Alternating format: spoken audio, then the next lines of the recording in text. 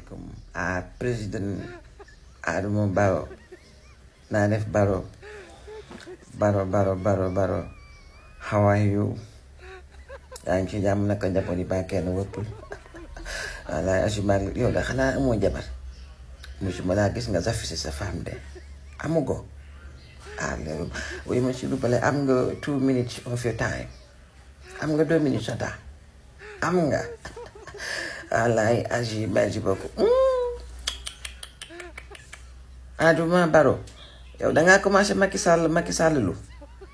non question la rek dangaa commencé Macky Sall di créer say milliardaire di tànn kan mooy riche ak kan mooy pauvre wallaay agi bu fekkee non question rek laa laaj you want to be like Macky Sall by choosing who will be rich and who will become poor. Adama Barrow xanaa lii am Sénégal yeewu la non yeewoo ko ba de yaa ngi nelaw de li ngay wax dëgg la président buy nelaw nga de yeewoo ko kon li xew Sénégal yëpp bi muy xew yaa ngi doon nelaw yow. Adama Barrow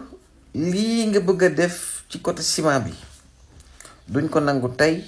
duñ ko nangu suba duñ ko nangu ginnaaw suba.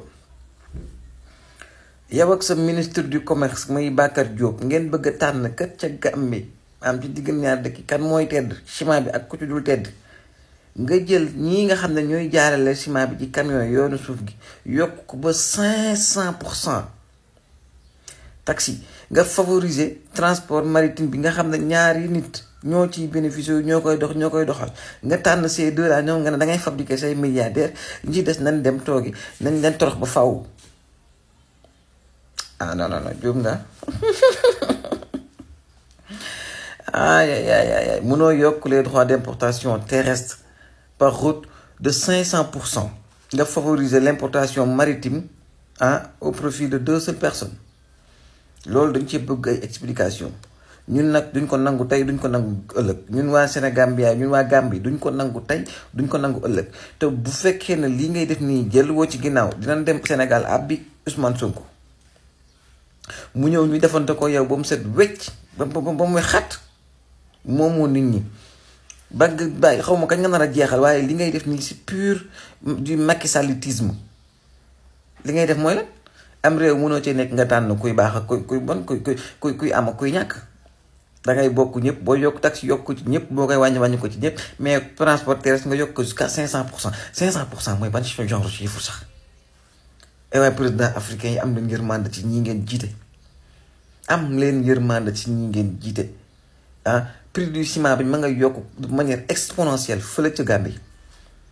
te yow nga war a jóg nga waat pour aider nit ñi aider consommateurs yi fexe ba ñëpp mën a am yow war sa taarixu dëkk sax taaral dëkk ba rek war na tax nga gën a yokk waaye yombal affaire yi yéen Afrique ñuy dëkk yoo xam ne comme ay ngunu nga jëm ci di ko taaral nit ñi ku nekk bëgg a tabax bëgg a defar sa kër ba dëkk ba am xar kanam goo xam yow lañ ciy naw nga bëgg na ciment bi da nga koy yokk côté terre ñuy jaar ci yoon suuf da nga koy yokk de 500% les taxes d'importation mais na xool moomoo nit ñi da nga yeewu laa la wax yaa ngi nelaw ba léegi affaire Macky Sall yi nag dafay jeex ndax boo fi Macky Sall loo waa Gambie bi dinañ def ni Sénégal lu génne la fi faxas na ca biti waaw ngeen def bu ngeen jiite rek ngeen yaakaar ne yéen moom nit ñi waaye nekkal nit faal wallaay Adama Barrow man ay retaan la ma def ba toogee ma ne gone gii moo xorom ñeey